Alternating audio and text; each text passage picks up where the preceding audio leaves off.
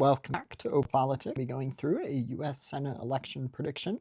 We'll be going through each of these key swing states that have yet to be called. We've got all of the safe states characterized here with 44 seats for the Democrats to 41 for the Republicans. This is based largely off of the Kalshi Markets betting app odds, which is the map I had it. And then I, of course, deleted the states that are in the likely, lean, or tilt rating, but we'll be going through each of those starting now. So interestingly enough, the state, we'll start with the likely red. The state of Mississippi was put into the likely red, and it's definitely, Republicans will almost assuredly win this, but it was interesting to see that people who are betting on this race think it might be a little more narrow than Mississippi generally is. So that's going to be the state of Mississippi. And then next up, we have the state of South Carolina, similar to Mississippi in really, really good years for Democrats. Sometimes they can go from a safe to a likely rating for a particular Senate race or governor race, but for now, I think that state will still remain in the Republican Party's category. And then next up, we're going to go to Montana. Montana, the incumbent senator is retiring, so neither party has an incumbent advantage, and that will most likely benefit the Democrats, as the Republican, like I said, isn't the incumbent. So I think that is going to be one more seat for the Republicans in the likely red column.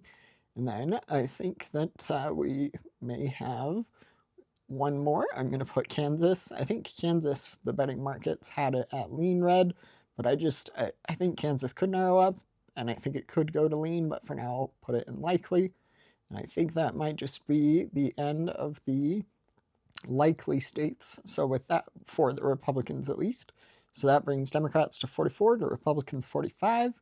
And next up, we will switch over to the likely states for the Democrats.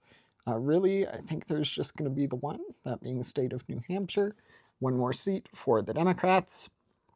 And that leaves us with 10 key races. It's tied 45 to 45. So for Republicans to maintain control of the Senate, they would need to win at least 5 of the seats that have yet to be called. For Democrats, they would need to win 6. That is because if it were a 50-50 split tie in the U.S. Senate, that means the current vice president, who at the moment would be J.D. Vance for the remaining 2 years of the Trump administration after the midterm elections that we're predicting in this map here. So as you can see there with the little VP button there at the bottom showing as red. So Democrats need to get 6 seats, Republicans 5.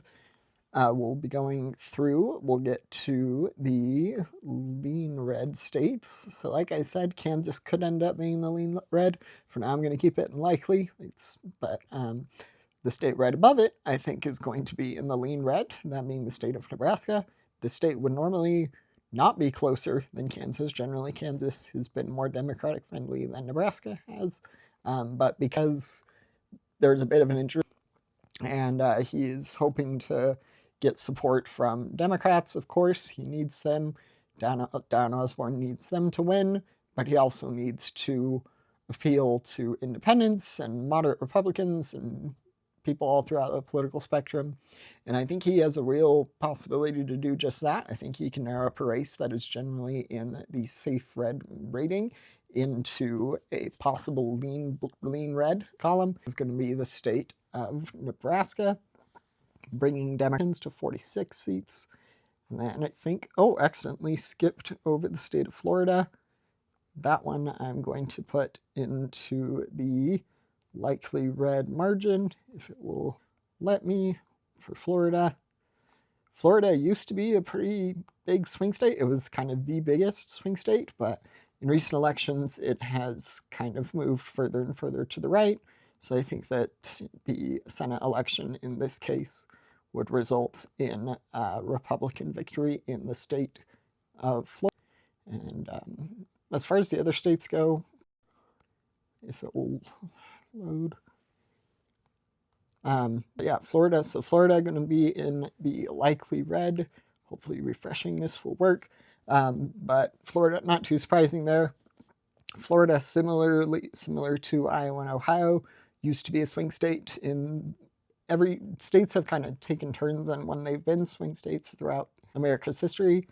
but kind of in the 2000s, 2010s, Iowa, Ohio, swing states, with Wisconsin also fairly consistently ending up in the Democratic Party, but that is going to be the call there. So hopefully now it will allow me to switch Florida to, there we go. So that becomes to 47 seats, to Democrats 45. And then I think that might just be the end of the lean states. I think there, or for the lean red, I think there might be some in the lean blue. I'm going to do a bit of an interesting call. I'm going to put Georgia, North Carolina both into the lean blue. The state of North Carolina going blue would be the first flip of the prediction, with a seat going from Republican to Democrat. The incumbent is retiring, the incumbent Republican, and so Democrats are well positioned. They've also got a great candidate in Roy Cooper that I think would do well, and I think it might be a pretty slightly more significant margin than many people are expecting, but still going to end up in the Democratic Party's column, 47 to 47. And then next up, we're going to get to the state of Maine. I think Maine will be a similar story. Maine, this state went blue in 2020. It was the only state that went blue in 2024 that has a Republican senator. So I think that Susan Collins is probably not going to be able to make it or win re-election this time around. She has fended off some notable Democrats in the past. So I think she has a chance, but for now I feel more and more confident that Democrats will be able to win the state of Maine. And then I think as far as Michigan goes, Michigan, I'm going to add a tilt rating. Most of these will be in the tilt red or tilt blue range. Start out with Michigan, one more seat for the Democrats in the tilt blue column. That brings Democrats to 49.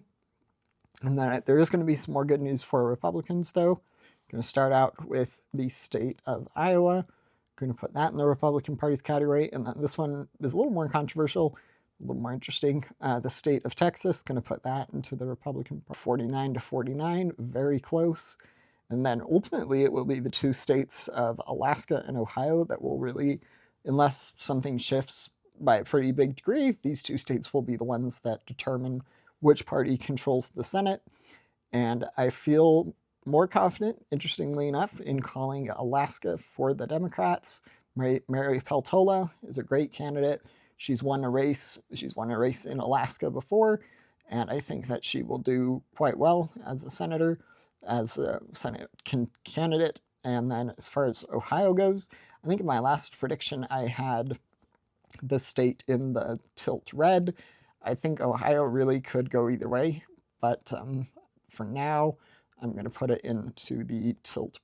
Well, yeah, I'm going to keep it in the tilt red primarily because the election odds on the market at large for the Kalshi betting have it at a 50-50, with my prediction being 50-50, but that does mean that Republicans maintain control of the Senate because J.D. Vance will be the tie-breaking vote. With this prediction market, Republicans are at 56% chance, and then we can take a bit of an interesting, we'll switch from this map to the map for the Kalshi bets. That is the standard one. It's a little bit different. We'll be able to see when the Kalshi map loads.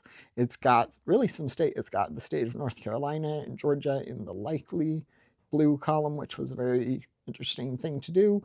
But let's see here, Kalshi markets, and this state will, if it will load. Yeah, don't forget to like and subscribe. Thanks. Bye.